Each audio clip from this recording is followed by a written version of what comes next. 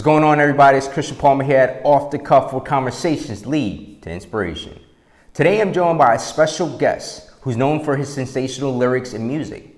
He's opened up for some of the biggest artists we know today: Snoop Dogg, Mac Miller, R.I.P. Mac Miller, 2 Chainz, and many others, to name a few. He's actually joining us today to walk us through his journey and how it all started. Without further ado, here's Off the Cuff with P. Muna. Praise God! Praise God. Baby, I'm the GOAT, I'm the GOAT. Oh no, I ain't that preacher selling hope. But all I know is that this music here done saved me. All them troubles I overcame, this here done make me. So I'm the GOAT, I'm the GOAT. Raising that church where they all catch the Holy Ghost. Muna, man, it's good to have you on the show. Thank you, Chris. It's a pleasure to have you, bro. Yes, like, sir. just good to see you, man. You're doing great. Thank you, man. You too, brother. Yeah, I appreciate that, man. Yes, But yeah, it's funny enough because I was spending some time, right, trying to think about where we first connected. And I remember, I think it was my EOP year. For those that don't know, Muna also went to University of Albany. Yeah. And I believe that when I was an EOP freshman, I got the opportunity to go to EOP Nights of Remember. And you came on stage and stuff, and you just started freestyling. This is the first time I think I even knew of you. Yeah. And the one song I actually remember you played was Let It Go. Let It Go, yeah. Man, like when I remember that, I remember the lyrics, I remember the whole engagement you had from both sides of the angle and stuff. Yeah. And the fact that, that was what, 2013? Yeah. Even before that, right? Yeah, it's like 2012 or 2013. Yeah, that was like... That's insane, because I graduated 2012, and then my freshman year going into that fall semester, I got the opportunity to go there. But it's crazy to think from 2012 or 2013-ish, right? Keeping in contact with you, right? And then when I reconnected with you, it was just like, it was all love, like we, first had. All so love, I definitely appreciate you just for being on the show. Respect, brother. Respect you. Absolutely. So, I want to kind of get into it where I want to learn more about your upbringings and who was Prosper before he became P. Muna. So I grew up in a small town called Catskill, New York. Raised by a single mom. My father died when I was probably like a month and a half old. He died from drowning from saving a kid. They unfortunately actually both drowned. Just through kid was struggling and pushing the head down, and they both. Was this on the open lake? Was it at a pool? This was at a pool. This was at a group home. Okay. And the kid got pushed into the pool, and my father went to go save him. They both unfortunately drowned. So, I grew up, with my mom. That's all I knew. I knew stories of my father, which was always great. And it's funny that I look back how I reflect now, because even though, only in a month and a half, I always felt that he was with me, because I have my kid now, and even over the few weeks, thank you so much, and even over the course of these few weeks, just all the love that I've been giving my kid, I see how how I was always felt, I always felt my dad over those years and stuff. So, but grew up with a single mom in the town of Catskill till we were about 12 years old. And I had a great childhood from that point. It was a small town, we used to love to rollerblade. We used to love to just get outside and play tag, play wolf tag, I have a bunch of siblings. I have six of us. I have 5 brothers and 1 sister. And we grew up, very humble beginnings, but at the same time, I was just blessed to have such a strong mother who always worked so hard and who always set a great example, at a young age. And, and one of the great things about what she would always, always just say is, to work for yourself and be your own boss. And she was always an entrepreneur, even though she worked as an RN and did a lot of things, she always had a side business to eventually, even now, she just runs her own business now. So, after I was about 12 years old, we had to move to Albany, and that's where things changed. That's where my childhood, was in Catskill, and then when I moved to Albany, that's where I tell people I grew up, because we grew up right in the middle of the hood. We moved right to the middle of the hood, You know, and Albany was different. You know, it's a lot faster pace. It's like a small city, right. You know, and you know it was rough. We moved right in the middle of just drugs and violence and gangs, and we were part of that community. You know, and it was it was a challenge, like just the everyday growing up. Just being safe, like like wanting to go outside. Like we would hang out outside and stuff, but like it was a challenge because like certain areas you couldn't go to, and things like that. But and why'd you move? We moved. There was multiple things, but one of the reasons why, because my two brothers, they were getting into a lot of trouble, mm-hmm. and they got kicked out of what, like the high school and stuff. And then plus like we got evicted from our home, and also like they couldn't go to school in the district anymore. And that was like the only school. So then we made our way to Albany, and they were going to school in Ravenna at the time. It's like halfway from Catskill to Albany, and then they had trouble there too. And then eventually they were in Albany High and all that stuff, or in Hackett, and then Albany High. But yeah, so that we kind of like made our way to Albany through then, and it's been just a journey that's taught me a lot. I've learned so much from my brothers. Like being the third oldest and seeing my brothers do so many things, like make so many mistakes, and just whatever it was, I just learned what to do and what not to do. So you're in Albany now, yeah. Right? Where did the passion and inspiration for music develop from? The passion in music and the inspiration for music actually started even way before Albany. It started back when I was in Catskill, when I was like 7 years old, and my stepfather, he would give me CDs of he would give me CDs of Neo and 50 Cent and DMX and the Lost Boys and Nas. He would give me all like really like the hip hop R&B, but even before that, my mom, she would, like my like grounded soul is like gospel and just soul. 'Cause my mom would always play her Mary Mary, her Luther Vandross. Oh man, like she would always just. That bring you back? Yeah. She would play her, Michael Jackson. I'm just like visualizing it now. Like we were so small, but I remember even like she had like this room. She had her own room like upstairs, and yeah, she would just like blast her, her Luther Vandross and all her R&B and all her soulful songs. So I was really grounded in that, mixed with R&B and hip hop, from my stepfather, like feeding me, all the latest. And I've been rapping since I was 7. I literally can remember my first rap. Like, you remember it? Let's talk about that. Yeah, my first rap was called Baldy, and I spelled it BALL''D,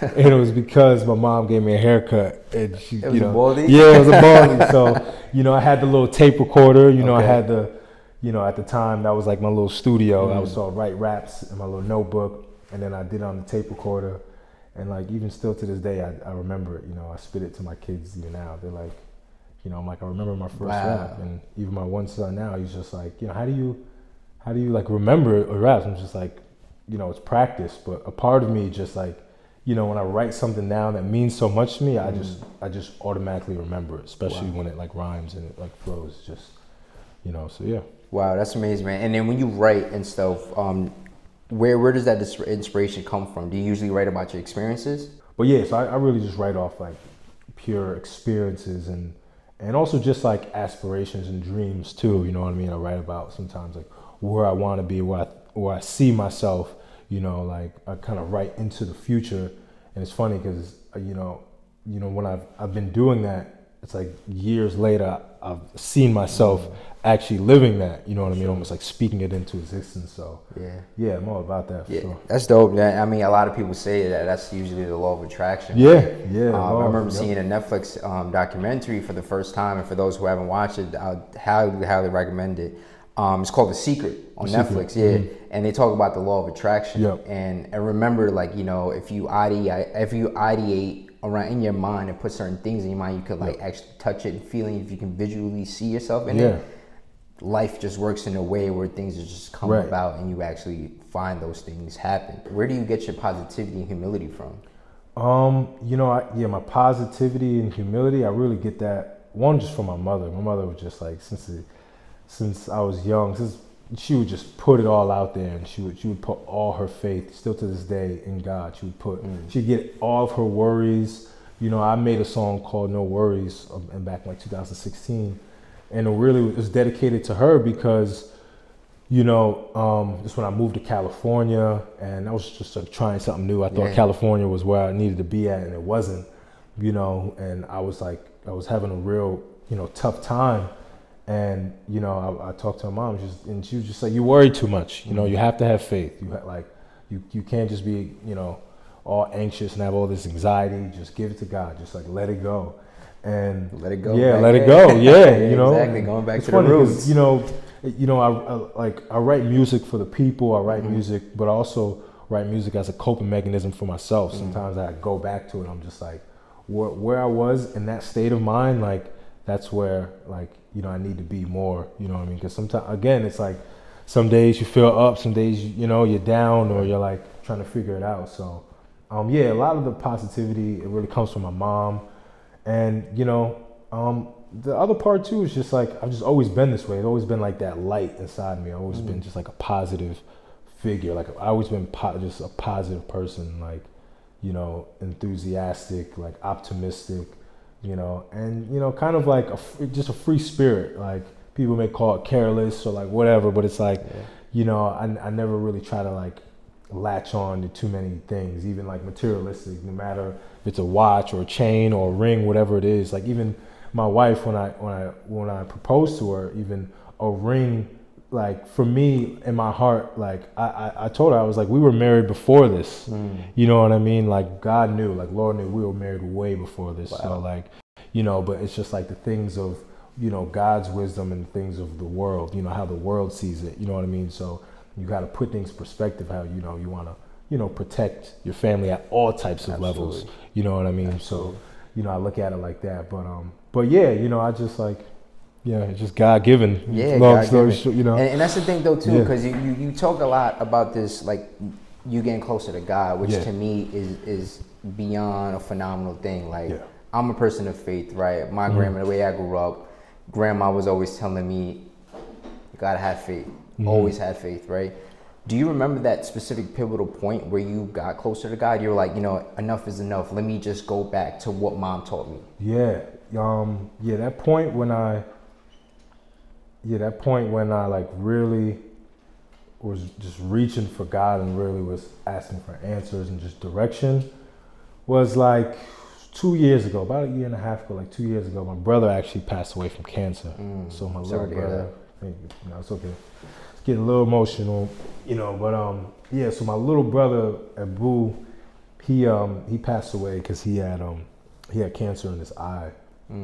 And you know, it was tough to just like see him go out like that. You know, he was 21 when he went out, and you know, like just like knowing the person like he is, and just you know, basically like raising him or being part of like you know, raising him and just you know seeing him go out like that. You know, he struggled, like you know, it was a painful. You know, it was so painful. You know, he had tubes all down his throat, man. Like, you know, and you know, just like that, you know, really just changed my whole perspective on just life, like what the meaning was of life, you know, because, you know, you think, you know, like you'll live forever. You think you know, you won't get sick. Even now, you know, coronavirus, some people don't think they'll get sick.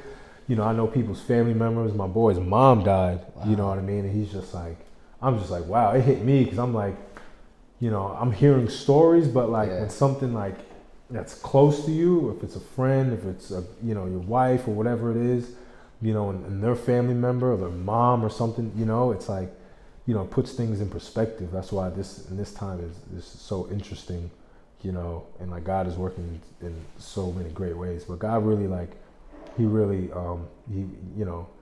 really was just waiting for me. Like, you know, when my brother died, he really was just like, you know, like I've just been waiting for you to talk to me, waiting for you to just, you know, just pour out. And, you know, like from there, like I just been walking so much closer with him, you know, and I thank him so much because, like, you know, the reason I'm here even now is literally because of him, or because of like the direction I've been given.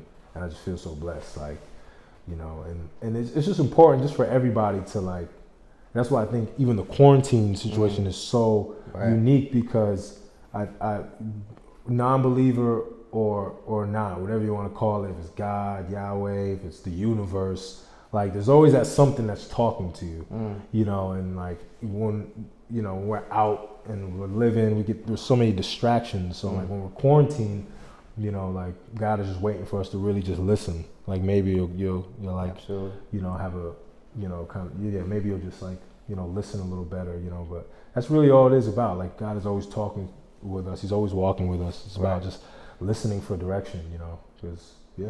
Well. Amen to that, man. Well, I appreciate you sharing that. Yeah, no, I really no appreciate doubt, you bro. sharing. Appreciate that. I took some time to do a little research, right? Yeah. Outside of what I knew from you, Yeah. what I've learned from you, just from following you, seeing everything from the moment I would even think you planted the seed, right? I think you planted the seed back in 2013. I'm like, yo, a lot of the things you were saying were relatable. Like you said, a lot of the experiences and what you talk about are very relatable. But through this interview I saw, you said that you always knew you could sing. Yeah. Do you remember yeah. the age when you knew you could sing? Man, like, you know, probably around the same time I started rapping, like 7, 8, you know, growing up in church, like, you know, being in the choir. Nice. You know, we sang our little hymns and all that, you know, and I always knew I could sing. Like I would hear people sing and I'm just like, no, I could do that, but I wasn't that confident yet. Like I was very timid, you know, when I was a kid. Like I was very confident too, but when it came to like that, like it came to like jumping on stage, you know, I'm just like, nah, like, you know, but yeah, I was like, I would say around like, 7, 8, yeah, I always knew I could sing, you know, but it took basically, like 10 years for me to actually like take on like my first, take on and join like my first like Absolutely. chorus. Yeah, because even in that same interview, you said you were timid, but you're also terrified, right? Because I think at the time you was playing football, it was all macho, you were masculine and stuff like that. Yeah. Like, how did you overcome that? Yeah, so I mean, you know, that like timidness, like grew with me all the way to when I was in Albany High and actually transferred to a school called Albany Academy. And, you know, when I transferred, I just felt like, you know, I needed to just like really like express myself and be really who I was put here to be. You know what I mean? Like growing up in the hood is like, you know, and being a rapper is like, you know, before Drake, you weren't really rapping and singing like that. I always knew I had it. I didn't really know how to put it together, you know. But yeah, you know, and just having my brothers too, you know what I mean? Like, you know, I want to just sing around them and all, you know, because, you know, we grew up, it was 5 boys and 1 girl in the house. So, you know, our house was very masculine. So I just didn't want to be R&B singing all over the place, you know. But again, I always knew, and it took me to go to, you know, the private school to get away from everybody and just be like, all right, you know, I'm gonna join this chorus class. And I joined this chorus class at Albany Academies. And yeah, it was like the rest was history, you know, like, and obviously I was like, you know, I stood right out, you know, being like 6'2", you know, all the kids, they were just like, you know, I think I was maybe the only black person in there, you know, everybody was just like, yeah, I just basically stood out, you know, but again, I had so much fun because I had a great teacher too. And, you know, he really pushed me to just be like, he really just encouraged me, you know, like you can do it. And he gave me this leading role to one of these songs, and it was like a call and response. Like I was like the lead singer, and the chorus was like responding to it. And like, you know, from there, then I did a musical, and like, you know, that's really where like the whole performance and like performing arts, you know, the passion for just performing and getting on stage, that really took place. Because, you know, like being on stage is terrifying too, you know what I mean? You know, and doing a whole musical, remembering all the lines.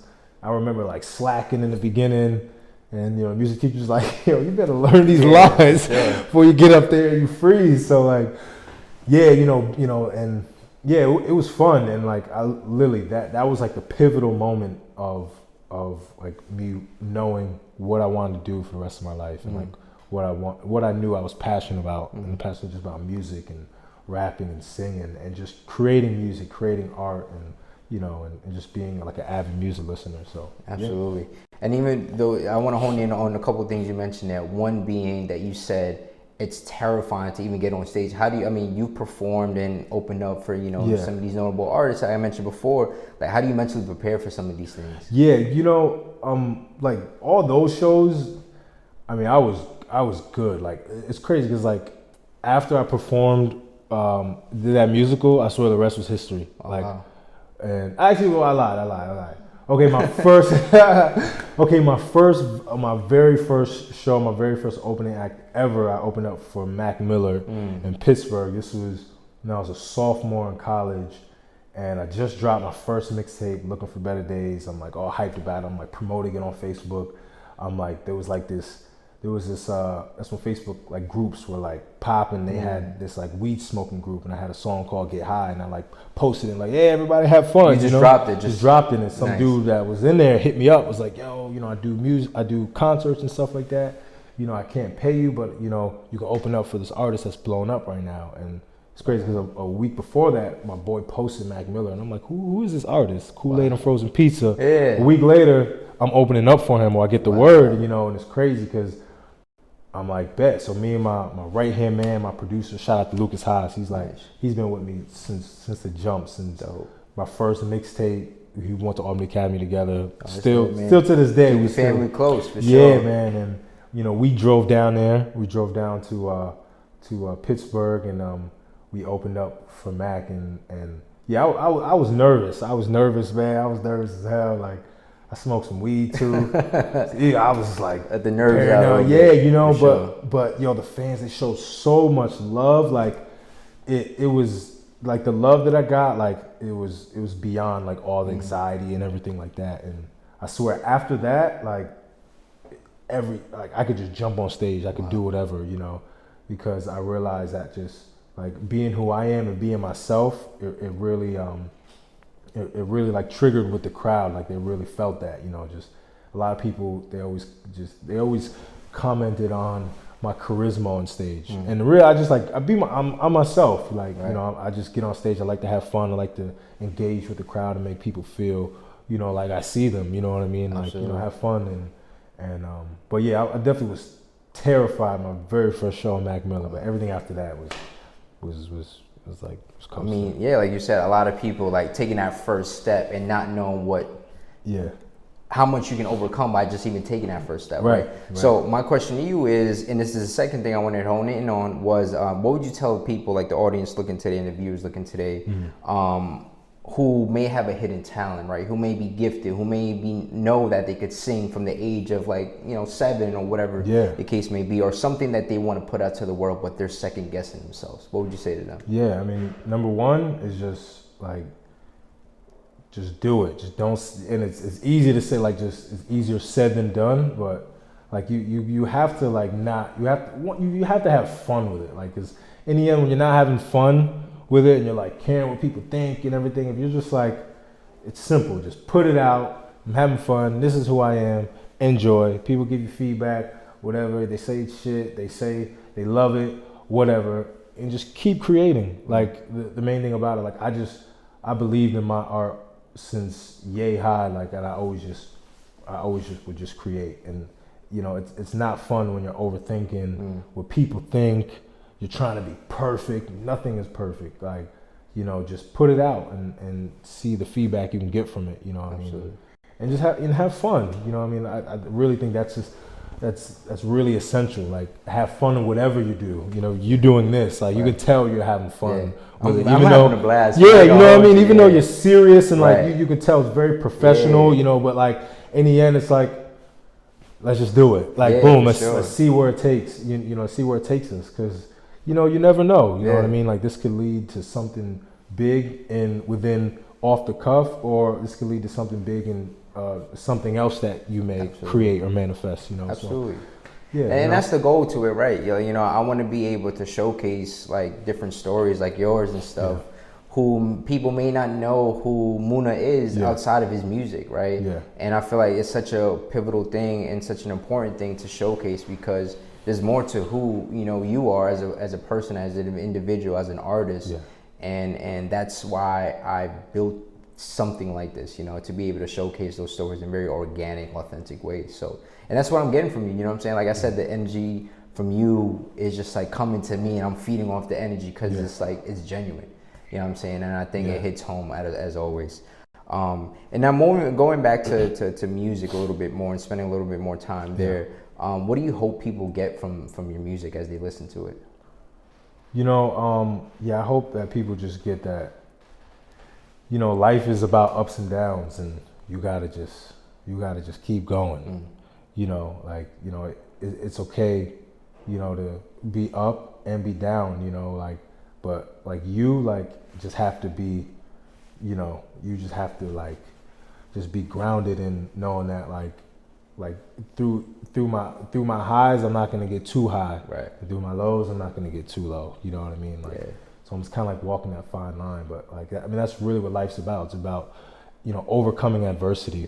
You know, and picking people up, like giving back. You know, and you know that's what I want people to take from it. That, you know, like nobody's perfect, and just, you know, like have fun with it. You know, and Beautiful, man. And to that giving back part, right? I saw on your IG probably a few years ago, you went back to your high school. And you performed and stuff in front of all the kids and stuff. Man, Tell me about that experience. Yeah, man. So, you know, actually, so I went back to Albany to do a show. I was actually opening up for Jay Critch. And, you know, I just stopped in my old high school. I usually always stop in like high school. I would stop even in Albany. Always stop in EOP to just say what's up real quick. You know what I mean? If I'm doing something, you know, always wanted to show love. And I just stopped just to, you know, say what's up to all the teachers and everybody that's helped me out during my journey. And they were having a pep rally, you know, and, you know, all my music teachers and everybody in the arts department, like, they love my music and they love that song, No Worries. And they always play for the kids and everything like that. And I got there, they're like, hey, you want to perform? I'm like, yeah, of course. Like, you know, and I actually had a bag full of my 1991 hats. And, you know, I was going to give them out for like the show on Jay Chris, but I'm like, these are kids here. Like, boom, I got there, I performed. It was crazy. Like, you know, just anybody loves free stuff. And like, you know, why not? Right. It's all love, you know what I mean? And yeah, it was amazing. It was amazing just going back and like, just like seeing all the new faces and everything, and just you know, and just seeing like how much you can inspire like kids, you know, because in that school everybody's wearing uniforms, everybody's this and that, you know what I mean? Everybody's like, you know, everybody doesn't come from like you know, like doesn't come from wealth in that community, but you know, a lot of people do, but at the same time, you know, like they see me, I'm there like in my urban wear, my urban fit, you know what I mean? Like, you know, I'm a hip hop artist, hip hop R&B artist, whatever you want to call it. Like, you know, they see me and they're like, oh, okay, like, you know, like you don't have to just be like, you don't have to go to medical school, and you don't even have to go to college. Like, you know, I'm not encouraging people not to go to college, but it's like, you know, figure out like what you want to do in life and how you can get there. You know what I mean? Like maybe college would be a waste of time for you. Absolutely. You know what I mean? So, yeah, like, cause I even look back at it now, even like, you know, like degree wise, like yeah, if I did it again, like I probably would have went to college, but like never would have. Nah, but when I think of like football and I think of, you know, I think of like making my mom happy, being the first to graduate from high school and college.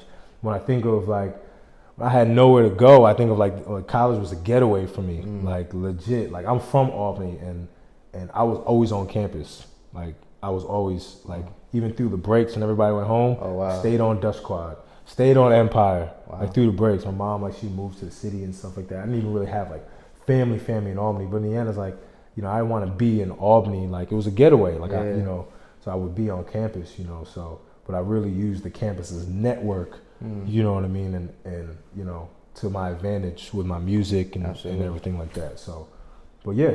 That's beautiful, man. You talked about the 1991 project real quick, right?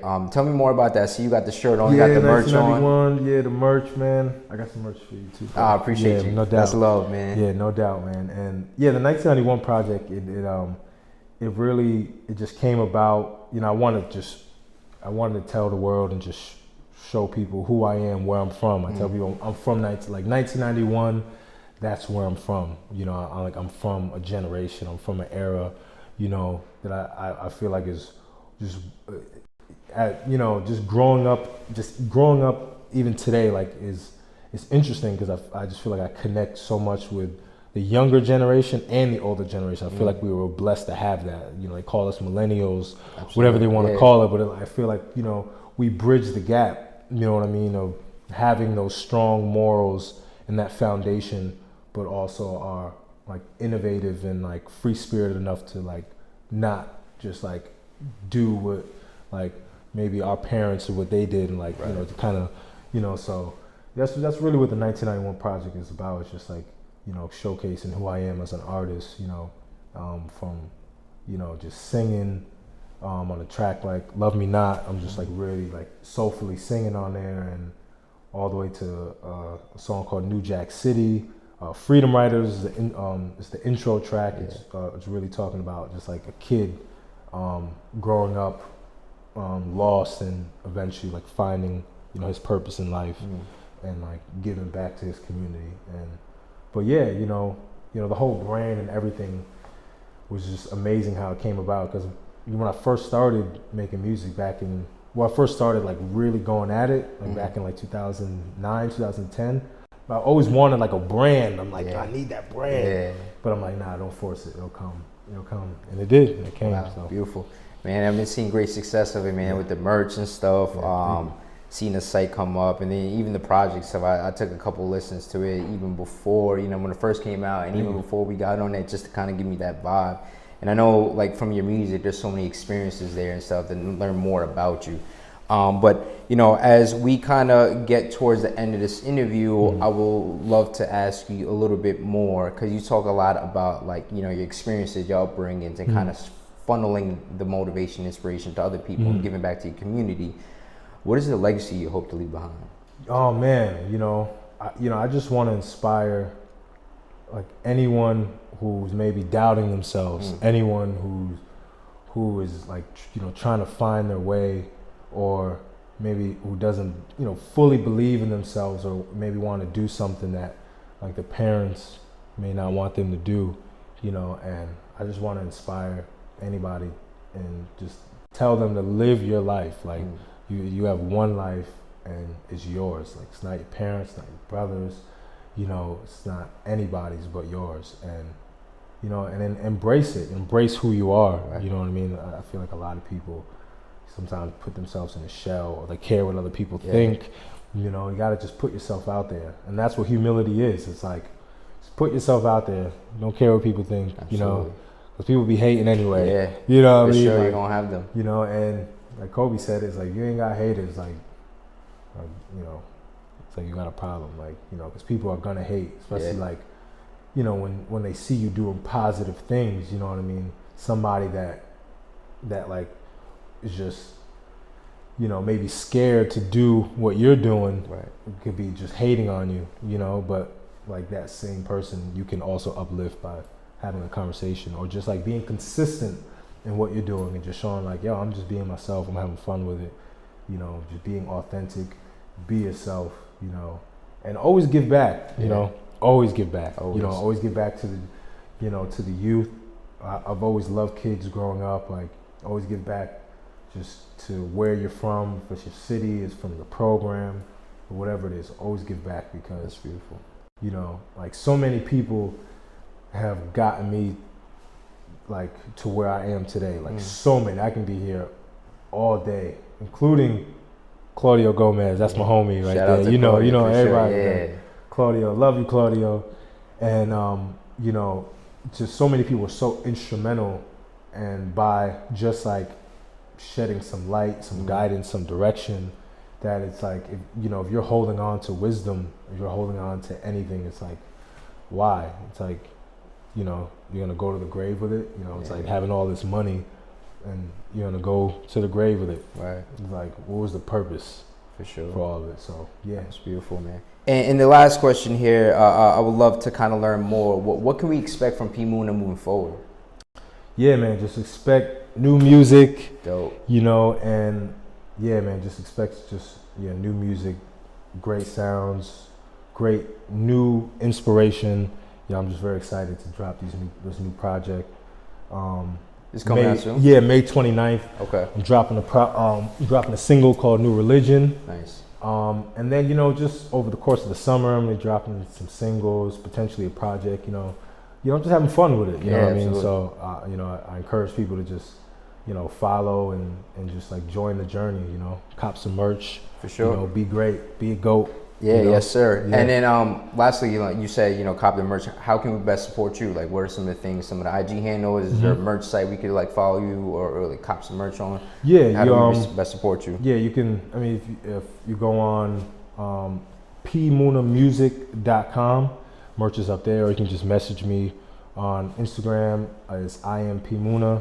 Send me a DM and I'll send you some merch. Like as of right now, it's like I have like a bunch of things coming soon. Absolutely. But once I get things rolling again, I'll be like, I'll kind of mass like promote it so where people can cop it. But yeah, that's dope, man. Anything else you want to share with the people? Just be great, man. Be a GOAT. The term GOAT. Yeah. It's funny because sure. Our generation knows the term, GOAT, greatest of all time. Yeah. And and I mean, that's really what it's about. Like, everyone's a GOAT. Everyone has that GOAT mentality in them. Everybody has that. Everybody's great, so I just encourage people to be great. Like, be great in whatever you do. Like, because once you find that, then you'll be able to really give back, to the world. And yeah, just be great. Absolutely, man. Yeah. Well, you heard it from the GOAT himself, you know what I'm saying? You the GOAT. Nah, I appreciate you, GOAT, man. Like I said, there's so much, we talked about so much, man, and I hope, the audience sees for who you are, the way you developed, where you are now, and how much so much you overcame. So I just appreciate you for being authentic, Thank you, man. Appreciate you. Being transparent with me, and just always keeping it real, man. That's Much those love. like the objectives and of what being a GOAT is, what I'm saying? And that humility, Muna, is something that I always admire from you. So I wish you ongoing success. Thank you, really, man. You really too. appreciate you for just being on the show again. And just continue grinding, bro. You know what I'm saying? Love, Shout man. outs to the new family. Yeah, thank right? you, bro. Appreciate it. And yeah. then just more ongoing success. So I really appreciate you Thank for you, being bro. on. Thank you, man. Thank you for having me. Absolutely. And there you have it. That was Off the Cuff with P Muna, where conversations lead to inspiration. Again, my name is Christian Palmer. And for those who are tuning in, I hope you continue to stay safe, stay healthy, stay positive, and just keep grinding. Like you heard the GOAT himself, just be humble, be who you are, and go chase your dreams for wherever they are. Again, my name is Christian Palmer with Off the Cuff, where conversations lead to inspiration.